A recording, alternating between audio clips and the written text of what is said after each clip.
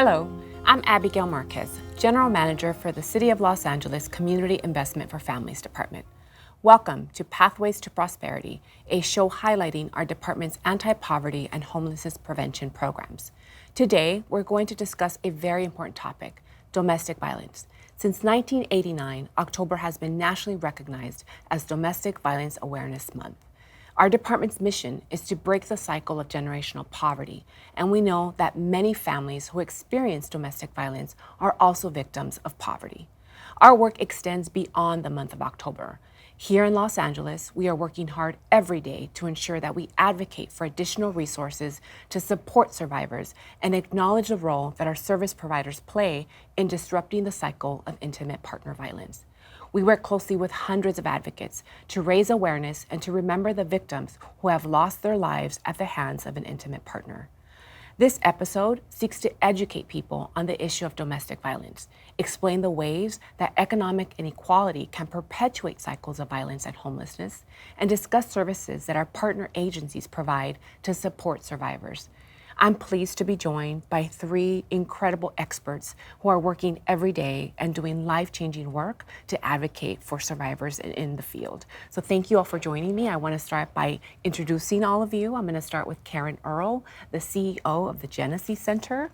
I'm also joined by Dina Payne, who is the program director at the Good Shepherd Shelter and a survivor, and Emily Goodburn, the Director of Domestic Violence Housing Programs at the Downtown Women's Center. Thank you all for being here and for sharing your expertise. This is really an opportunity for us, as I mentioned, to talk about what it means. Let's start with the basic understanding and explaining what is domestic violence. We sometimes use them interchangeably with intimate partner violence, but let's start with a baseline understanding of what this means and how domestic violence manifests in different forms. It's not just the physical abuse, it's the financial abuse, it's the psychological abuse. So I'm gonna start with Karen.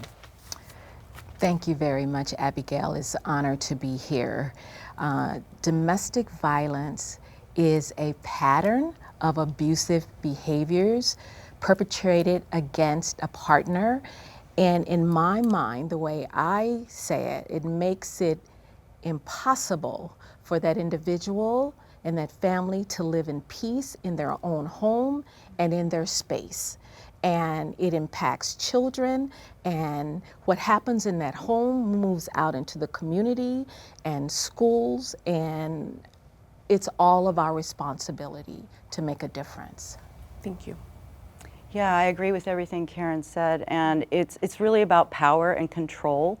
And as you mentioned, there's various forms, physical violence, and I think that's one of sometimes the misinterpretations of domestic violence, because someone that's never experienced it, they can empathize with a black eye or a broken bone or something like that, but there's so many other ways that one can be abused, psychologically, emotionally, verbally, financially, and those are the types of abuse that I think get misunderstood the most.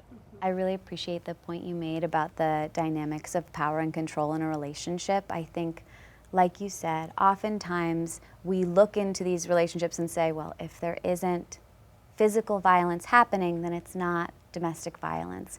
But we see that people are not being allowed to move freely, act freely, live their lives the way they would like to live their lives, and that can look like a lot of different things. It can mean intimidation, worrying about some kind of repercussion if I do something that is out of line with what my partner says I can and can't do.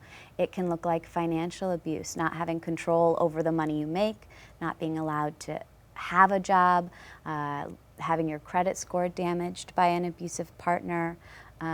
Another thing we often see is isolation. Often in the build-up or kind of as things escalate within an abusive relationship, an abusive partner may take action to isolate somebody from their friends, family members, so that then later on they don't have that support system that allows them to leave a relationship. Yeah, and I think for me personally, most of the abuse that I endured was verbal and emotional and psychological, because and you know, I think there are a lot of stereotypes about what a survivor looks like. I was a middle-class business owner. I was president of the PTA. I was very active in my community, and no one would have known what was going on in my home or in my mind, and even I didn't know or recognize it for a long time. But when, in my case, I was told over and over and over and over again every day in various ways that I would never make it without this relationship, that I was stupid, that I couldn't do anything on my own, that everything that we had was because of my partner. And even though outwardly I didn't subscribe to that, when someone's whittling away at your self-confidence and your self-esteem every day, on some level you do start to believe it and you absorb that. And it's so misunderstood that how abusive that is and how controlling that is. Thank you. You know, I think we can spend hours talking about the role that you each play, the work of your organizations. I do want to spend some time. Our department, as you know, as we've talked about, does support the city's domestic violence and human trafficking shelter operations system. We fund nonprofit organizations who are doing this work, are providing shelter-based services to survivors who are actively fleeing. But let's talk about some of those services, because I think most people don't realize the wide range of services that you all provide through your organizations and the funding that you're constantly pursuing and leveraging to really provide comprehensive support so that we can transition a survivor from your emergency or transitional shelter into permanent housing to prevent that individual from becoming homeless. So I'm going to start with you, Karen. Well, Jenesse was founded more than 40 years ago, and of course, I don't believe the founders had any idea where we would be today or where the conversation around domestic violence would go. So the starting point for us is hotline. How are we communicating with survivors what's available, and shelter, comprehensive services that go beyond just a bed, with the counseling and the legal assistance and helping with the children. The majority of our clients are children. That's my heart. And a lot of them have not gone to school, and because of all of the trauma that's gone on in the home. So getting the children situated, getting them re-enrolled in school, and something that's super important to me is workforce development. So many, I worked at a corporation years ago, and just the abundance of resources that folk have, and then to come to South Los Angeles and work with the ladies who come into shelter who are amazing, but they may or may not know it. They may, I looked at the census data to determine what programs we need to have and what our outreach to the city for funding needs look like. And so many of the clients had not graduated high school. And so if you put somebody in a shelter for 30 days, you know, all you can do is like, okay, you know, but that's fundamentally not helping them with the rest of their lives. So a lot of workforce development, preparation, and a lot of things also communicating with the community. Because some of what we talked about could be nuanced. People don't look at it as domestic violence. It's just family business. How do we change the community and communicate what the real issues are? I could go on. And we have legal too. Yeah, absolutely. And you know, you talked about the hotline, and I know that we work with the Los Angeles Police Department, and they share the data on the number of domestic violence calls that they respond to and they receive. On any given year, they're responding to 45 to 50,000 calls from people who need support, that are survivors, that are either fleeing or there's a DV-related incident in their home. And so it just underscores the importance of your work to then be on the receiving end of that call to support that survivor in that transition. So I don't know if Dina or Emily, you want to talk about the services that you offer. Sure. Good Shepherd Shelter is a transitional shelter. So we do have a hotline, but we are not we would refer out to emergency shelters first before bringing anyone to our shelter. Our program is 10 to 12 months, and each family receives a fully furnished rent-free apartment for that time period. And we offer case management services, and we're always, you mentioned the community, because it's so important. Even though families are with us those 10 to 12 months, obviously the goal is to help them successfully transition out of our program, right? And in order to do that, they've got to be connected in the community. And we find that because we do have a kinder through 5th grade elementary school on site, our teachers are trauma informed. We have a child watch program that's for infants to 4-year-olds. We have an adult learning center that has classes and workshops and job skills preparedness things for the moms, and obviously therapy, and you know, can go on and on and on. And all those things are great, but they start to count on us, you know, for the support.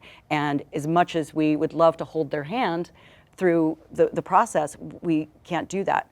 For the first 6 months, moms, when they come into our shelter, they agree that they will not go to school outside our program, and they will not work. There's no expenses for them the entire time that they're there. And because our mission is to break that intergenerational cycle of domestic violence. And that's why we accept mothers with children and not single individuals, because, and we started about 45 years ago as well. And when the shelter was founded, it was with the recognition that if you really want to break the cycle of violence, you do have to work with the children. Because statistically, if a child's in a home where violence is present, they're much more likely to go on to be an abuser or be abused. So we really pride ourselves on focusing on their healing in those 6 months, and then we'll connect them to job skills preparedness and housing, if it's there, which is really, housing and childcare are the two hardest elements to connect them to as they're beginning that transition out. But we do offer those referrals and services as best we can in our case management division. Thank you. And I know, Emily, at the Downtown Women's Center, it's structured a little differently. You don't operate a confidential shelter. You have a shelter for unhoused women in the Skid Row area. But talk about, we of course recognize that we do have a homeless crisis in our region, not just in the city. I think it's safe to say not just in the region, but in the state of California, across the country. And, you know, it's heavily concentrated in the Skid Row area. Talk about the work that you do at the Downtown Women's Center. And I just want to read, a statistic from the 2022 point in time count that revealed that 42% of people experiencing homelessness are also survivors of domestic violence. That's almost half of our homeless population. So your work is at the epicenter of responding to that crisis. Talk to us more about what you see and the unique challenges that you're responding to at the Downtown Women's Center. Yeah, I really appreciate that question. And first I want to clarify, so Downtown Women's Center, we work from a housing first model. So we don't actually have a emergency shelter or an overnight shelter, temporary shelter. We collaborate very closely with other victim service providers. So when folks come through our doors and they need that emergency shelter, we help to coordinate to hopefully place them in an emergency bed in the short term.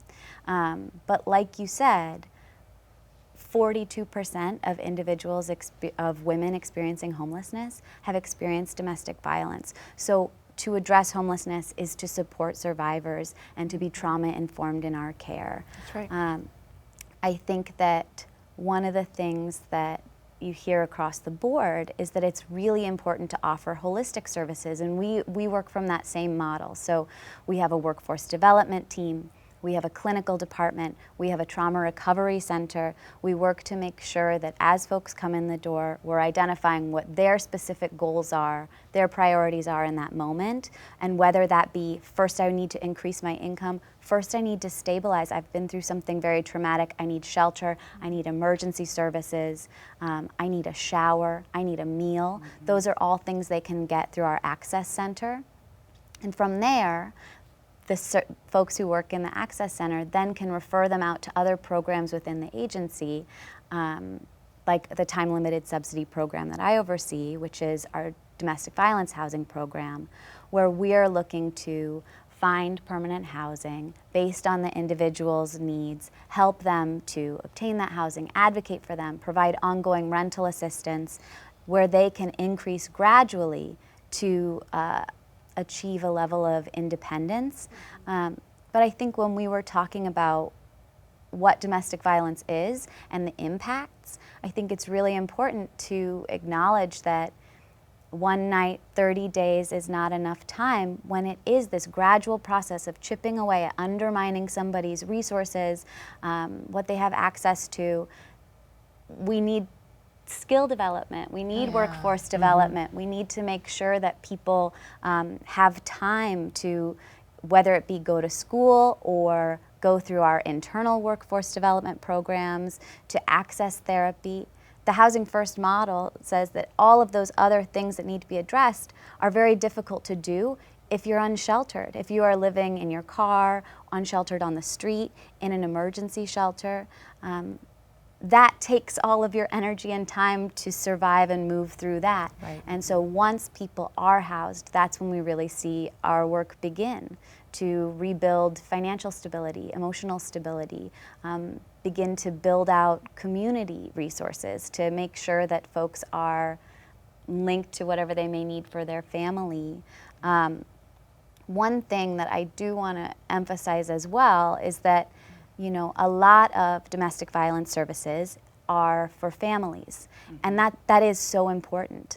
But there is a large population of unaccompanied women who really struggle to access services because we do prioritize families in a lot of our shelters. And we all understand why that is, but I think when we talk about what is needed and what needs to be expanded, it's making sure that there are also funds and resources designated for unaccompanied women who really are so vulnerable and are more likely to be unsheltered on the street. Yeah, I think that's great, and that is a good segue to what I also want to have you share. What are some of the challenges? I know that you all offer housing navigation services. If you could have a magic wand, or if you could share and advocate, you know, to those that are listening to us today, or our policymakers, or the administrators, such as the Community Investment for Families Department, what would you ask for? What additional resources can we make available to you as service providers to help you do the work that you do more effectively? Well, I will say thank you for that question, because I don't know about you ladies, but when I drive around Los Angeles, I see construction everywhere. But yet there's all these empty buildings everywhere. And I wonder, how is it that there's so many people unhoused where there's all these spaces that could be made available? And in terms of like a blue sky idea of my dream, and I'll share it with you all.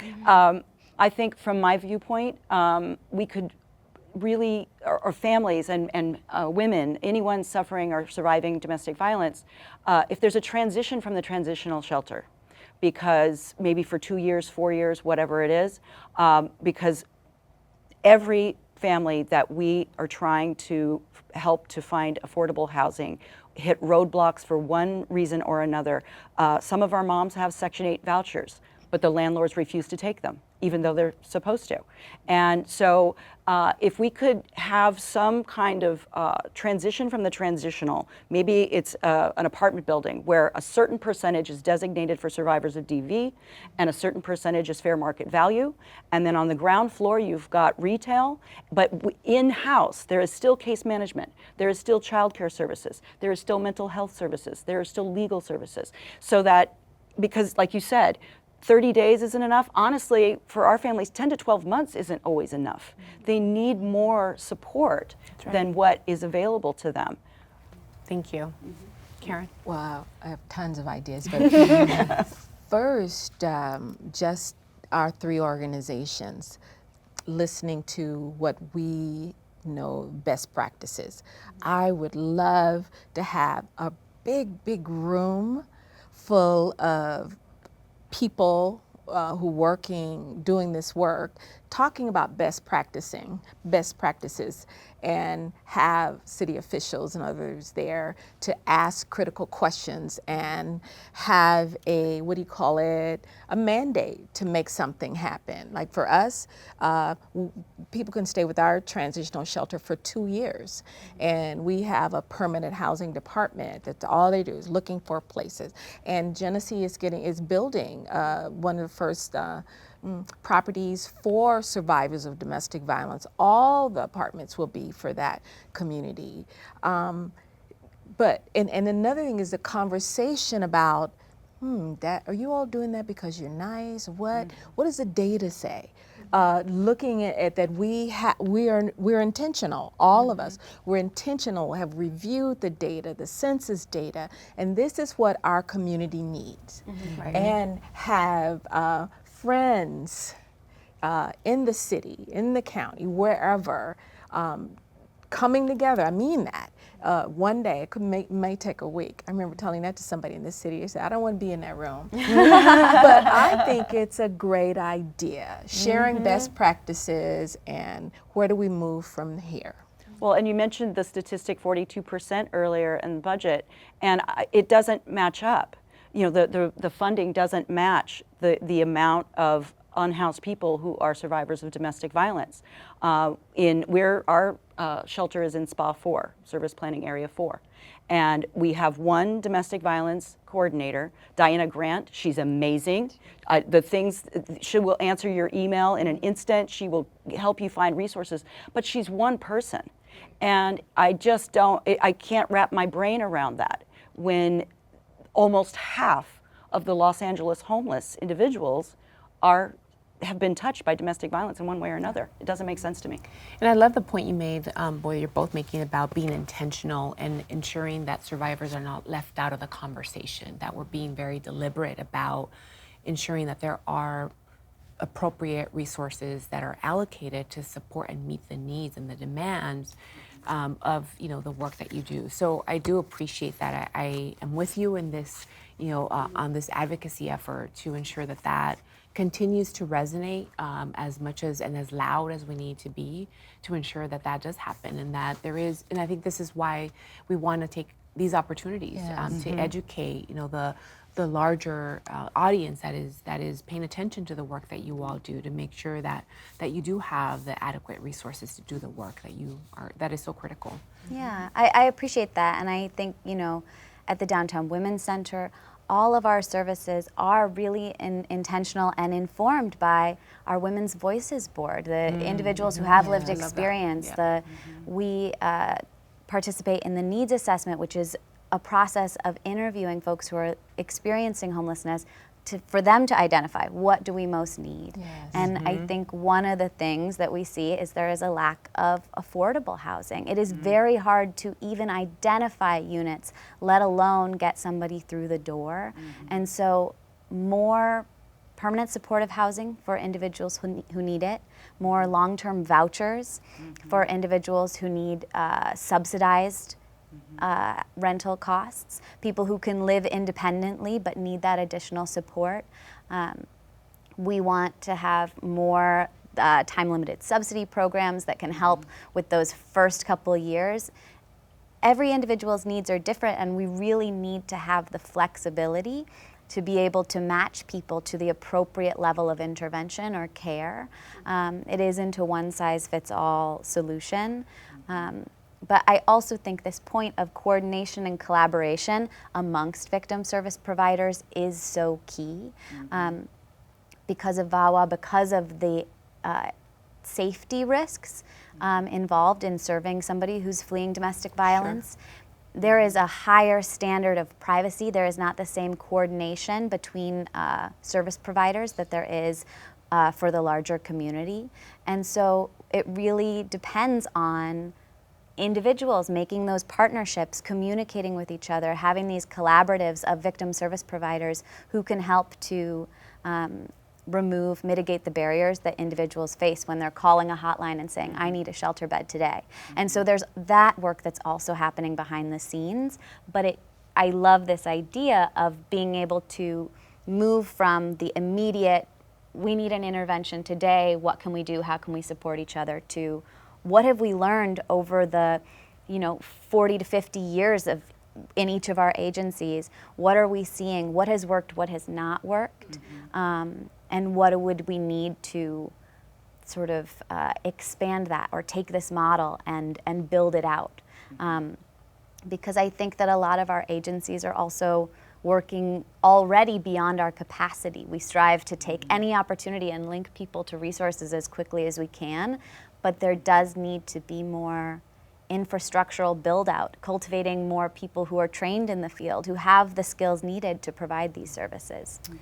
I really appreciate you all really providing the candid feedback about what challenges you encounter as you're trying to do this work. And what I'll say is that at the Community Investment for Families Department, we're committed to not just being active listeners and learning from all of you. I really appreciate that you've all been really patient in educating our department and other departments.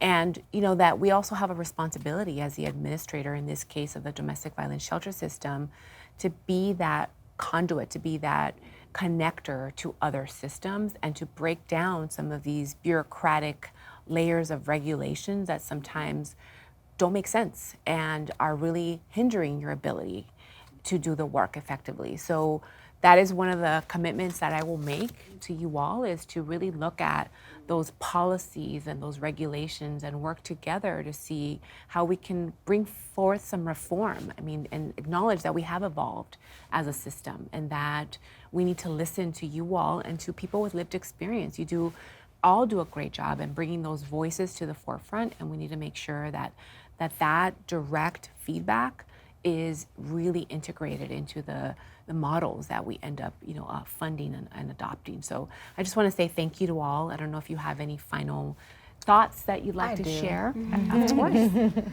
Well, I want to say that you go beyond rhetoric. And as I've noted in my Jenesse team notes, what you say, you're going to do. And that you're flexible and you'll listen. And I have been with my team to see them cry after some audits or really, and it is beautiful. We're not asking for favors. We're asking for real partners. And when we find partners, when those of us, we're in South Los Angeles, so when we find real partners who are committed to helping us save the world, because that's what our commitment is, we got to save the world. And it's also my responsibility to lift you up and to say, this is just not talk, we see it. And we are grateful. Thank you. Yeah, I agree. I really always appreciate the open dialogue and conversations that we have with you and your department. I always feel when I'm putting together the budget, for the next year, I always feel so supported and understood, that there's some things that I'm going to put on this budget that it might be difficult on your end to justify, but we need it. Our families need it. And so working with your department is always such a fluid experience, and it's never one, I've worked with other agencies where I feel like I'm put under a hot light, and interrogated about how I'm running the program. And it's just such the opposite. And I just really appreciate you and everyone in your department, because I know that you guys always have our backs, and we see that you're pushing to go further and do more, and we really, really appreciate it. Thank you. With a shared commitment and shared responsibility. So again, I want to thank you all for your time and for the work that you do and the work of your teams. It's admired and appreciated greatly. More to come. More to come. I also want to thank the audience for staying engaged with us and for helping to raise awareness of this critical issue. If you know someone experiencing intimate partner violence, help is available through the National Domestic Violence Hotline at 888-799-7233. We also have local hotline numbers and additional information at the laforfamilies.org website. Together, we will continue to advocate for additional resources and help facilitate safe environments for families to thrive. Thank you.